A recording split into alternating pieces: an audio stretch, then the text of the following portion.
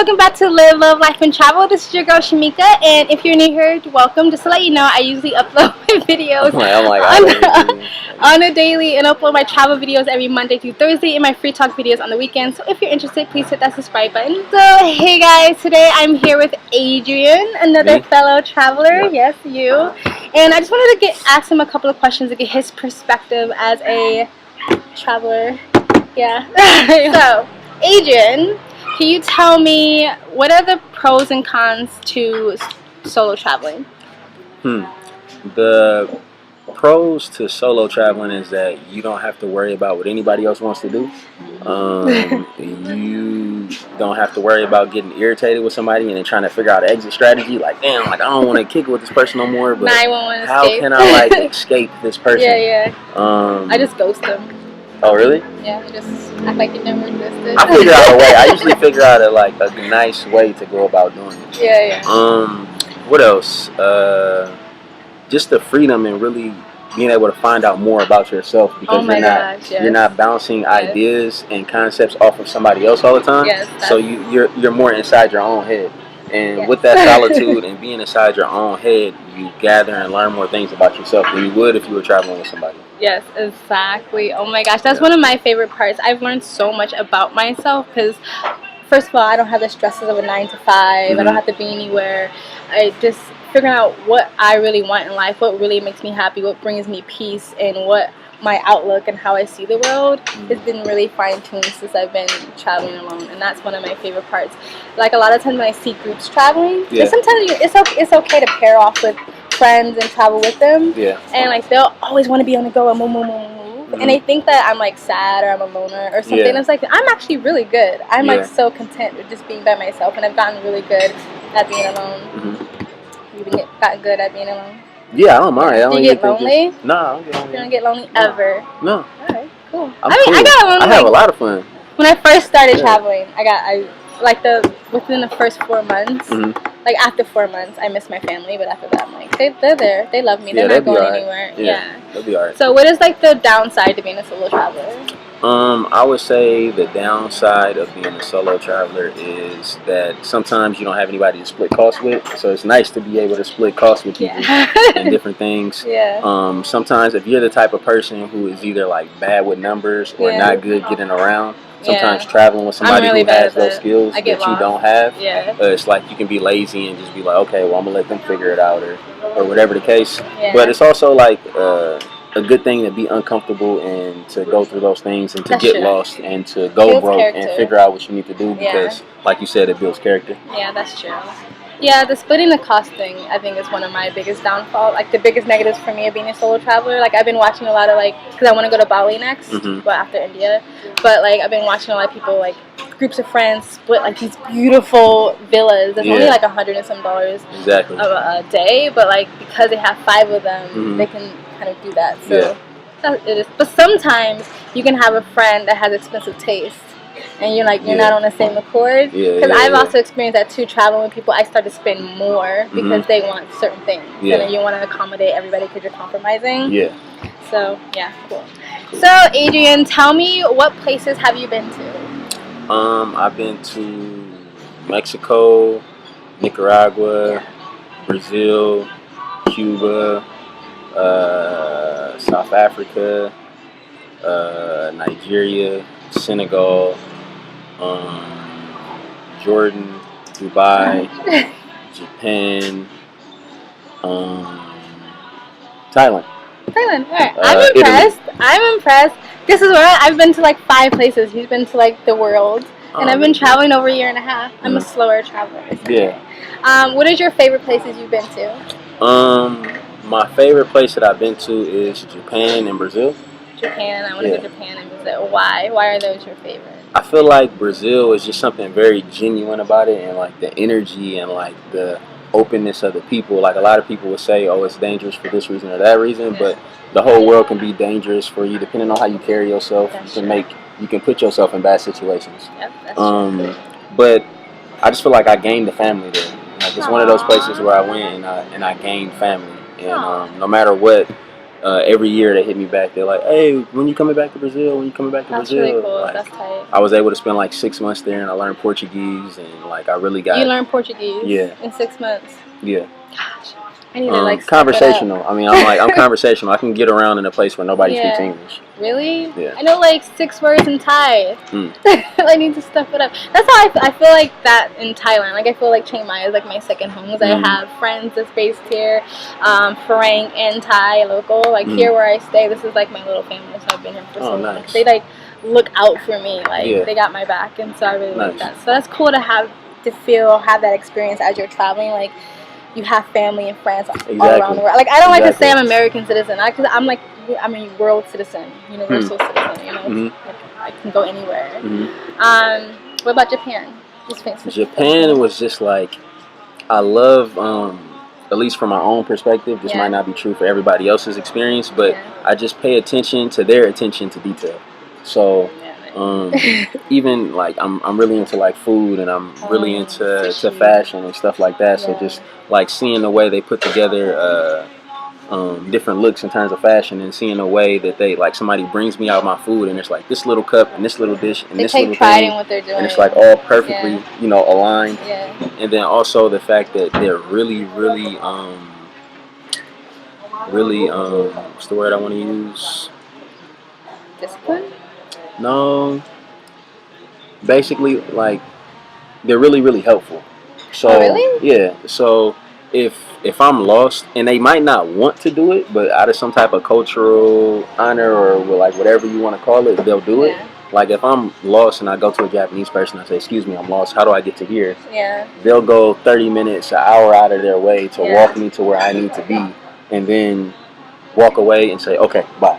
They're like no Facebook friends or exchange numbers after that. Tip or something? But they'll definitely like help you out in that sense. I think that sounds great. I think like Thai and Japan must have that in common too, because I've experienced that here.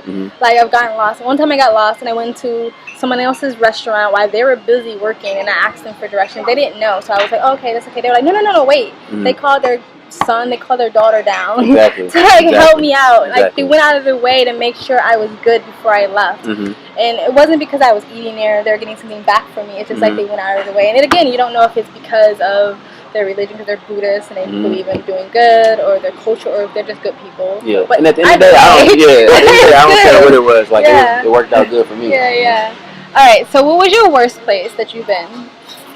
My worst place that I've been was it's a hard question to answer, because it's like certain things you like about places and certain things you don't like. I don't like getting sick.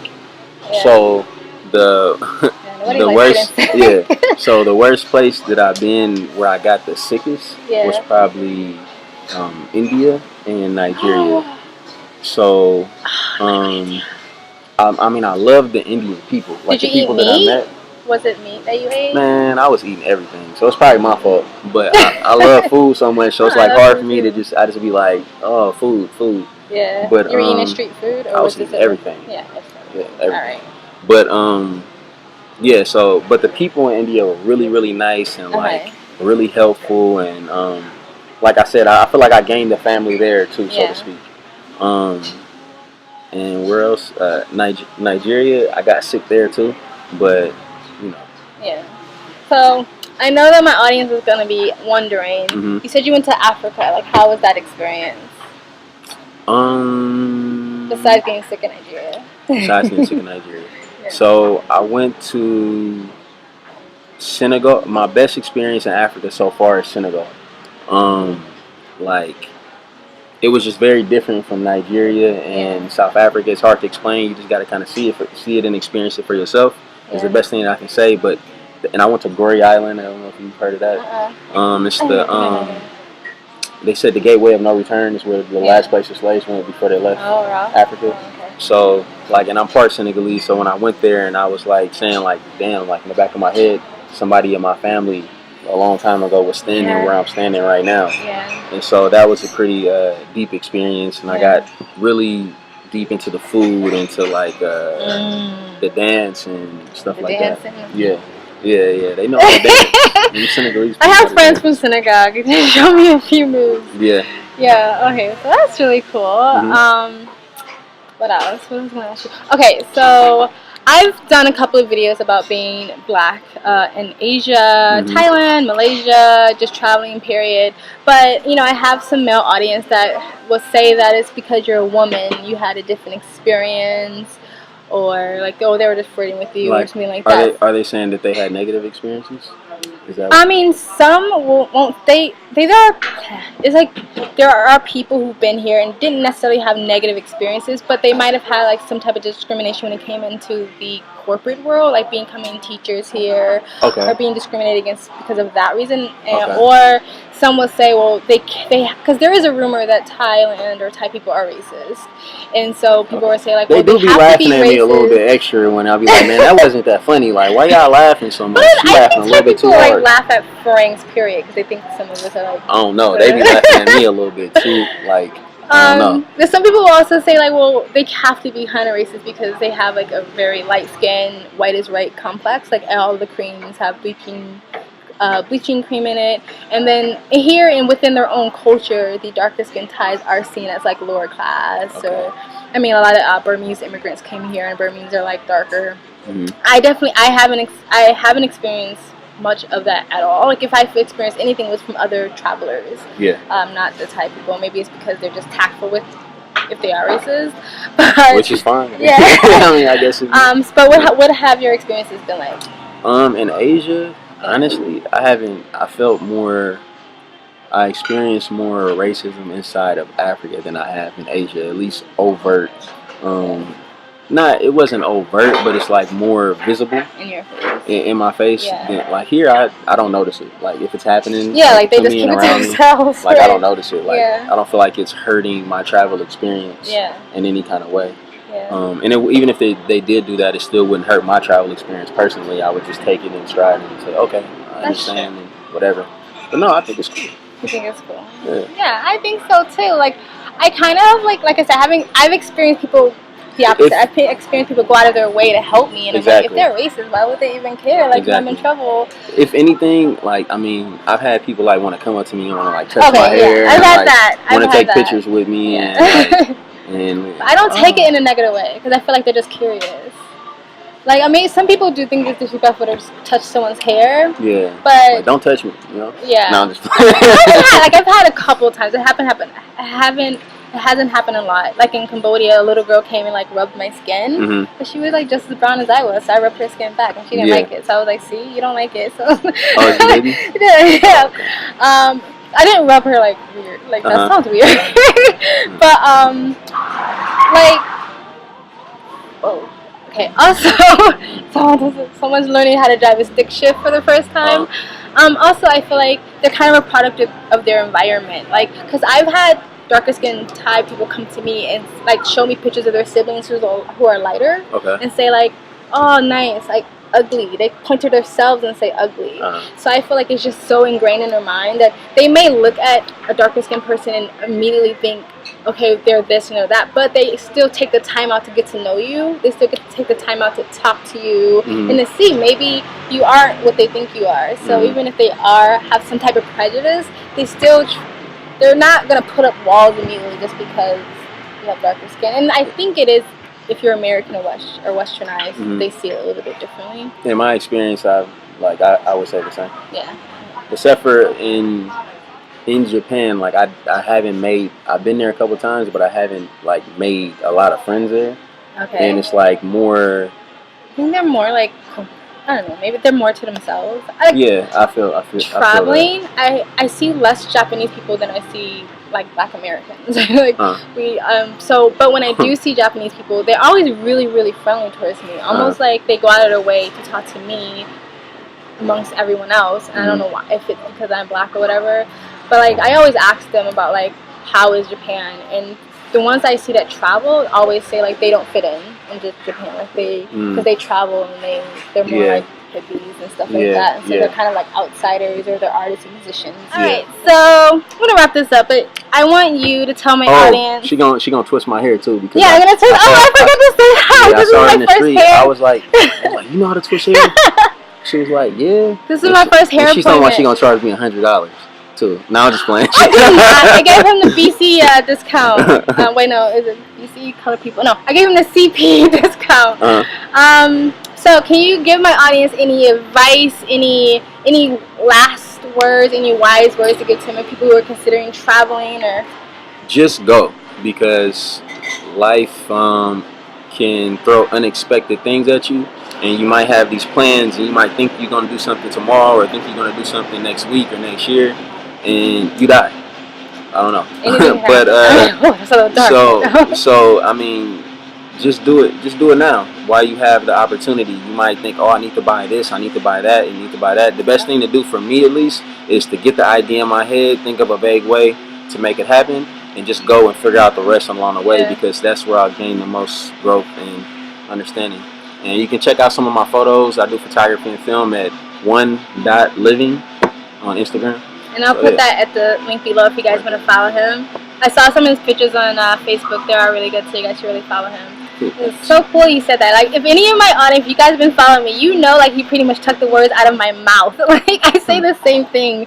Like, I'm not a planner. Because I feel like if I plan too long, I'm not going to do it. So I'm going to do it, just do it. And I figure out, sometimes I fall on my face, sometimes I make mistakes. And that's okay, because I learn from them, hopefully. Maybe I have to fall a couple times. But, so yeah, awesome. Thanks for interviewing with me. Oh yeah, no problem. Yeah, if you guys like this interview, you guys want to see more interviews from other fellow travelers, give this video a like.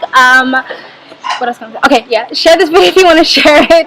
And if you want to continue to follow me on this crazy journey called life, please subscribe and also check out the links below. Thank you guys from Live, Love, Life, and Travel. Oh, peace. Eric. Oh, peace. All right.